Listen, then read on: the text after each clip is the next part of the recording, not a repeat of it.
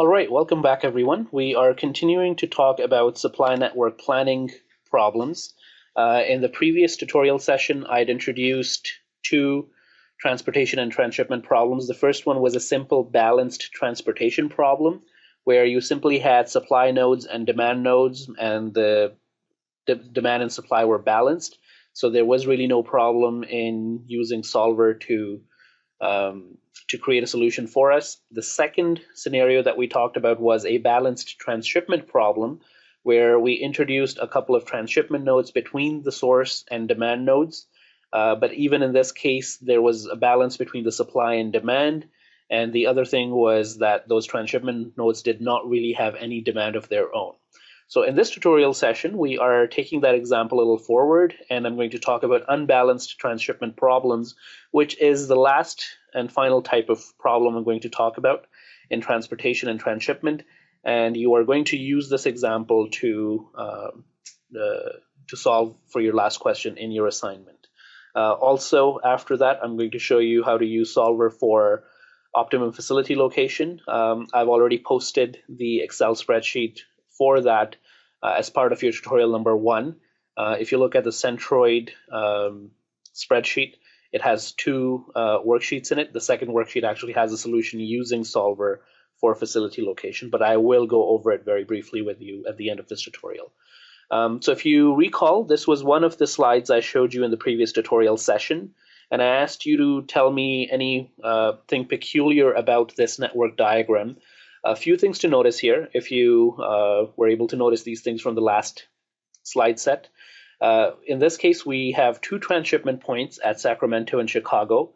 And what's different about these transshipment points is that they have their own demand. So Sacramento has demand of 25 or 25,000, whatever the denomination is. And Chicago has a demand of 47. So these transshipment points have their own demand. Also, another thing to notice here is if you add up the total supply out of Sunnyvale, Dublin, and Bangkok, and compare that to the demand at your transshipment points and your demand points, if you add that up, then the supply and demand do not balance. The supply in this case comes out to 260, and the demand, including your transshipment points and your demand points, comes out to 285. So there's a difference of 25 units. So one of these nodes is going to be short by 25 units, and we need to find out which node that's going to be as part of our solution. The third thing to notice about the network is that not all routes are possible in the network. So Sunnyvale, for example, can supply directly to Amarillo. It can supply to Sacramento and Chicago, whereas the other two plants in Dublin and Bangkok can only supply to those transshipment points and not directly to any of the demand nodes. Also, if you look at your transshipment points, then Sacramento, for example, can only supply to Amarillo and Sioux Falls, but Chicago can supply to all three demand points. So there are some routes which are not shown to you, and you are to assume that those routes don't exist or they're prohibited, and you need to take that into account when you formulate your solution. So we talked about these variations a little bit in the last tutorial, where the total supply is not equal to total demand, and there are some unacceptable and prohibited routes that we need to incorporate into our solution. I also briefly mentioned how you can go about solving a problem where the supply is not equal to demand and there are some unacceptable prohibited routes. For unacceptable or prohibited routes, the solution is very simple. You just assign an arbitrarily high cost to those routes so that Solver does not use them when it creates a solution for us. Where the demand is greater than supply, this was one of the slides I'd put up last time, and the idea here is when the demand is more than the supply, then one of the things we can do is use a dummy supply node, and the supply that's going to be possible out of that dummy node is going to be just the difference between the demand and supply. In this case, it's going to be 25 units. So we are going to use this dummy node to supply 25 units somewhere in our network, and whichever demand node gets those 25 units will know that that is the demand node which is going to fall short if this problem existed. Also, one of the things to notice here is that the dummy node is going to be assigned a cost of 0 for every destination node that it's going to go to. So our overall total cost solution is not going to be affected. So we are trying to minimize our cost. And since this dummy node has a cost of 0 to supply to any of the demand nodes, our overall cost will be 0. So with this information in mind, we are going to go into Excel and solve for our network problem. So just to, again, go back to the network diagram, this is the information that we need to put into Excel and formulate our model, formulate our constraints. Some of our constraints are going to be exactly the same as they were in our previous examples, like your supply nodes cannot supply more than their capacities. The demand at all of your demand nodes needs to be satisfied.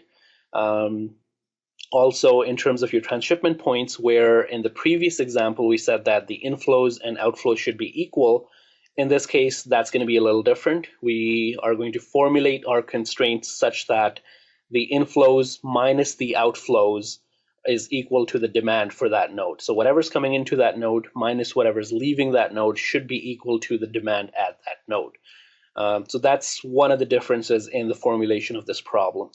And additionally, we're going to also have a dummy node, like I said, and that dummy node is going to supply to one of these demand nodes, or one of these 5 demand nodes in our problem, which includes the final destination nodes as well as the transshipment point nodes. So with that in mind, let's go into Excel and see how to go about solving this problem. So one of the first things I'm going to do is to add that dummy node to our existing data so that we know exactly what role this dummy node will play. And again, this dummy node can only supply the 25 units that we're going to be short somewhere, either in our transshipment points or in our final demand points. So first, let's just look at the difference between the supply and demand. So I'm just going to note that difference over here. So the total supply is simply the sum of all of the supply capacities from the 3 plants, which is 260 in this case. And the total demand is the sum of all the demand requirements at the transshipment points as well as at the demand points, which is 285. So the difference between those two is 25. And that is how much our dummy node is going to need to supply. So I'm just going to create another row in my data for the dummy node. Again, remember that the dummy node should be able to supply to any of the demand points at a cost of 0, because we do not want the dummy node cost to affect our total cost function. So we'll add zeros to all the demand points, and again, demand points in this case also include the transshipment points because there is some demand at those points. The other routes which we do not want to show in our case, again, I'm just going to add 100,000 as a cost for those routes. So this is now an additional supply point for me, which is going to be able to supply 25 units somewhere, either in the transshipment points or at the demand points. I'm just going to color it differently so that we know that this is a dummy node. All right, so with that, let's copy over our entire table into our model. So I'm just going to I've just copied over the exact same thing into our model. And for the model, again, we're not going to have the cost information. Instead, we're going to have our flows, which Solver should fill in for us. And the last column is not going to have the demand capacity or the demand requirements, but the inflows.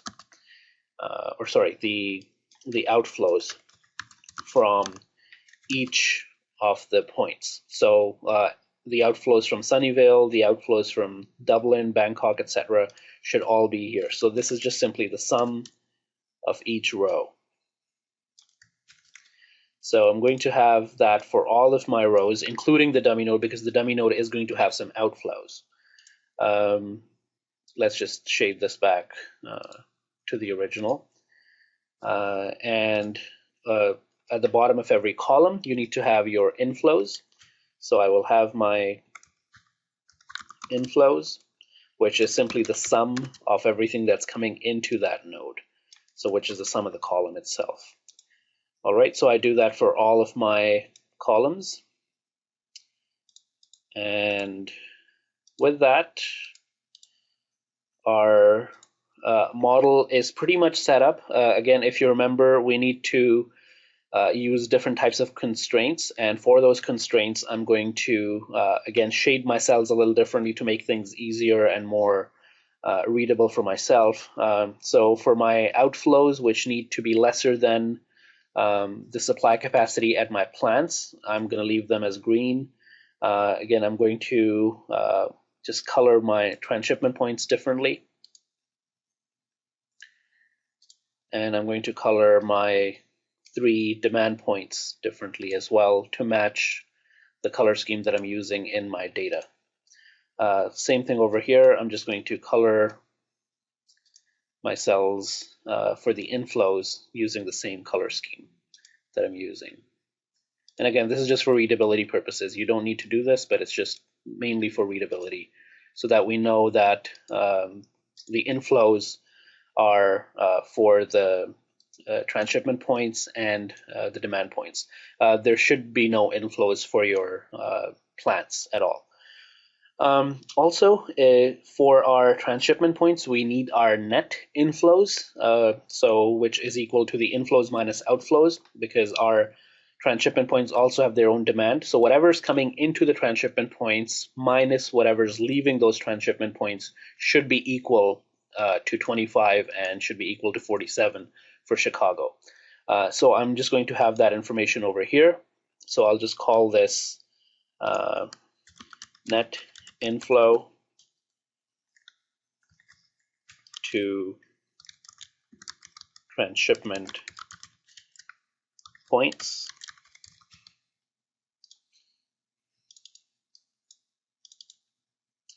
And that simply is, for Sacramento, for example, that's going to be equal to the inflow minus the outflow for Sacramento. Same thing for Chicago, inflow for Chicago minus the outflow for Chicago. All right, so that, again, only applies to my transshipment points. I'm just going to color it as such.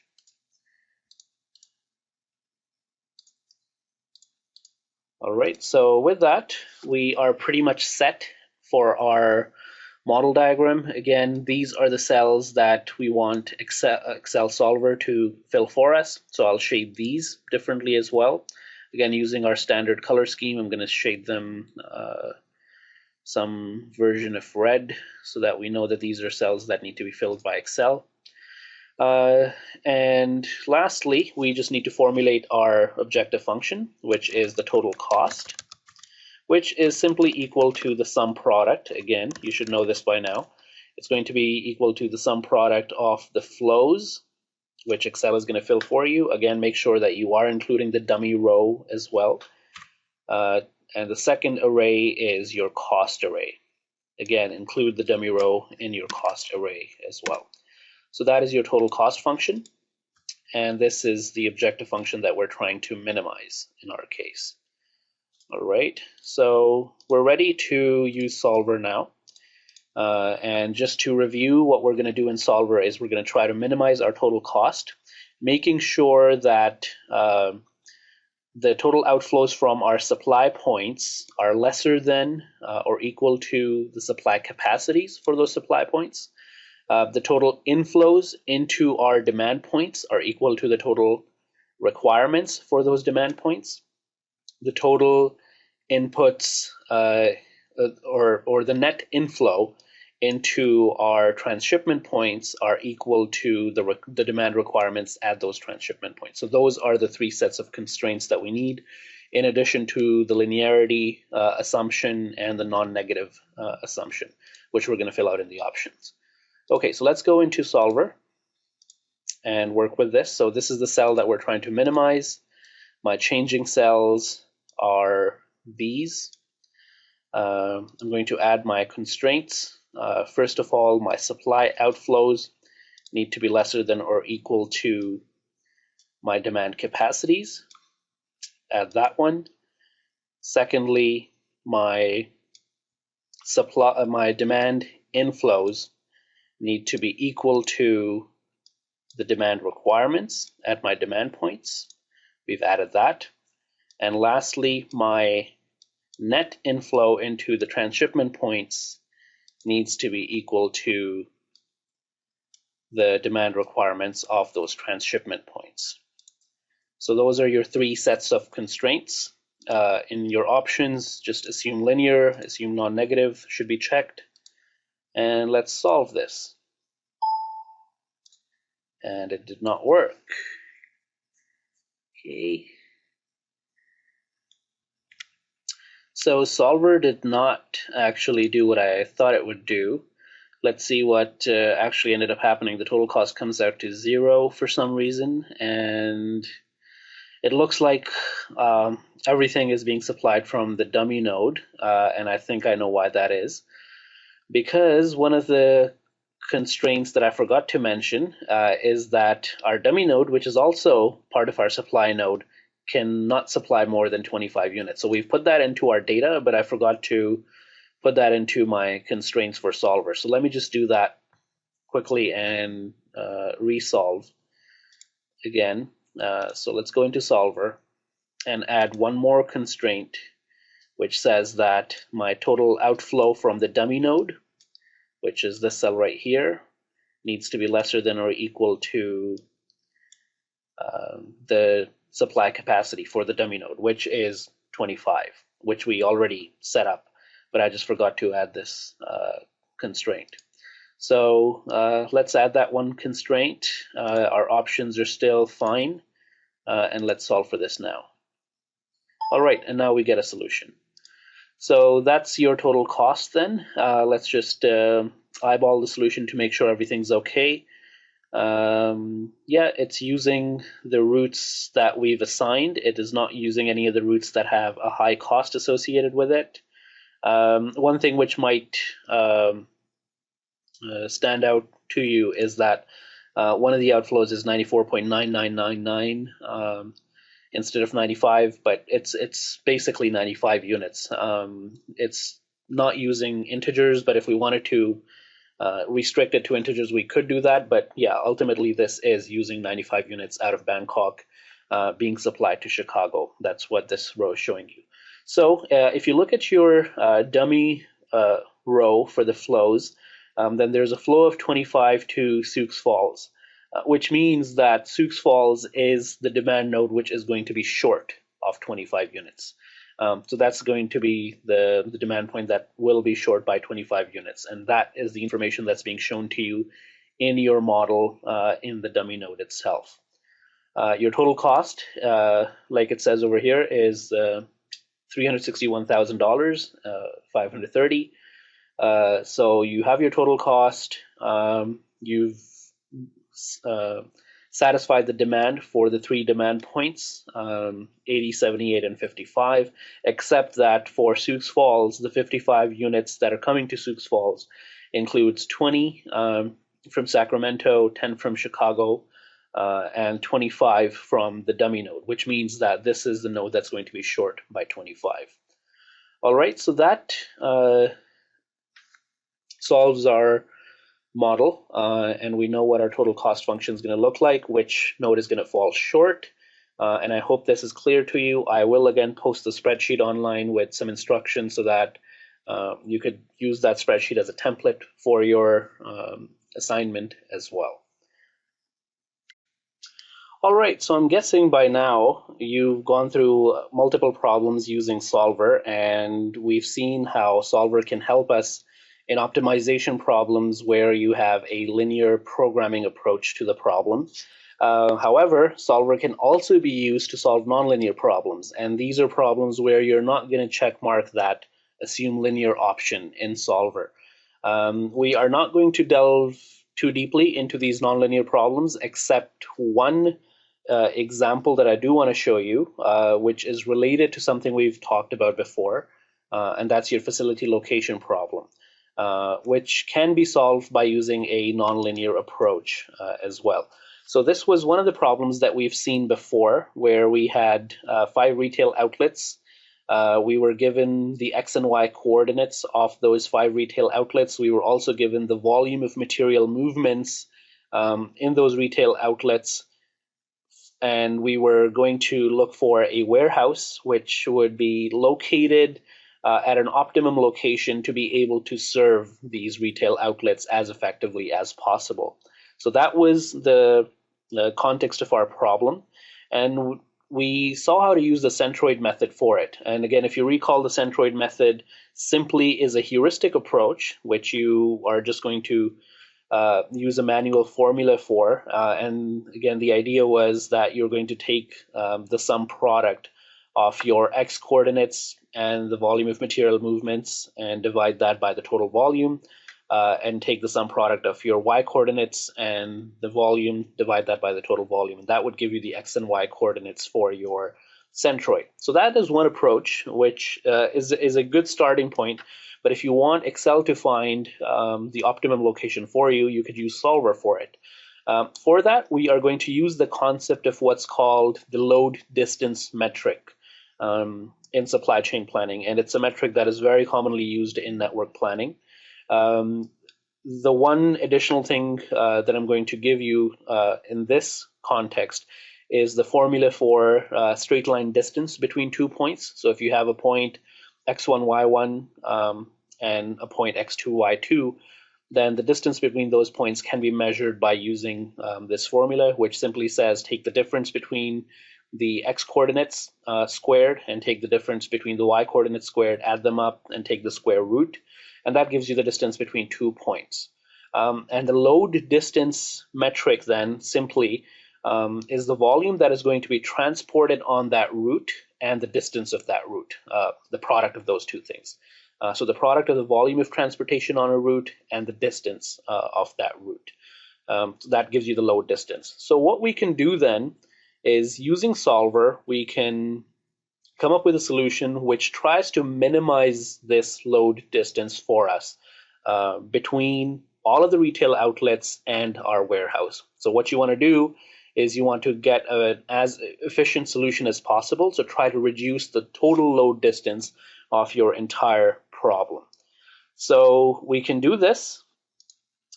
And let me just open up Excel and try this out. So this is the data that I've been given, exactly from the slide that I showed you, the X and Y coordinates of the 5 retail outlets, the volumes. The warehouse location is what we want Solver to tell us. So I'll just shade these as red because Solver is going to fill these cells for us. What we do need in our model then is an idea of, or is the actual distance between this warehouse location once we find it and the other retail outlets. So I'm just going to copy all the retail outlets into here, and the distance between outlet and warehouse is what I'm calculating here. So again, that distance simply, if you remember, is the square root of the difference between the x coordinate and the y coordinate squared plus the difference between the y coordinate of the warehouse and the y coordinate of the retail outlet squared. All right, so that will give you the distance between retail outlet 1 and the warehouse location. What I do need to do is, for the warehouse location itself, I will need to make that into an absolute reference so that that does not change. And I could just copy the formula over to the other retail outlets. Okay, so that's your distance between the warehouse location and these retail outlets. Your load distance metric is simply going to be now the sum product of the distance and the volumes that you have. And this is what you're trying to minimize using Solver. All right, so let's do that then. So let's get Solver to help us with this. And I'm just going to reset everything in Solver. So this is the target cell that I'm trying to minimize. That's the load distance metric. The cells which are going to change, or the cells which Solver is going to recommend values for, are the X and Y coordinates for the warehouse location. In this case, there really are no constraints that you've been given. There are no limitations on what these X and Y coordinates can be, or any of the other limitations that we're aware of. So we'll leave the constraints to be empty. For the options, we normally choose assume linear and assume non-negative. That's what we've been doing so far, because most of our problems were linear problems. In this case, if you consider the formula that we're using for calculating distance, that is not a linear formula, because there are powers, and that we're using squares and we're using square roots, so it's not a linear problem. Also, I'm not going to checkmark assume non-negative, because on the XY plane you can have negative coordinates as well. So I'm not going to choose any of those options, and I'm just going to click OK and click solve and see what happens. So in this case, it's given me some coordinates. It's suggested 12 for the X coordinate and 15 for the Y coordinate, which minimizes the load distance metric to this value, which is 71183. So your X and Y coordinates are going to be near 12 and 15. Let's see how this compares to our solution that we found using the centroid method using our formula. That was 11.5 and 13.5. So pretty close. If you look at the solution that was provided to us by the centroid method and the solution that's been provided to us using Solver. So they are close, but this is going to be optimal even more than the centroid method approach itself. I have already posted the spreadsheet online with the instructions as to what I'm doing in every step, and now you could follow me with the voice narrative as well if you want to see what I've actually done. So this is one of your questions on the assignment where you're being asked to get the optimum location using not just a centroid method, but also using Solver. All right, hope that helps. Thanks.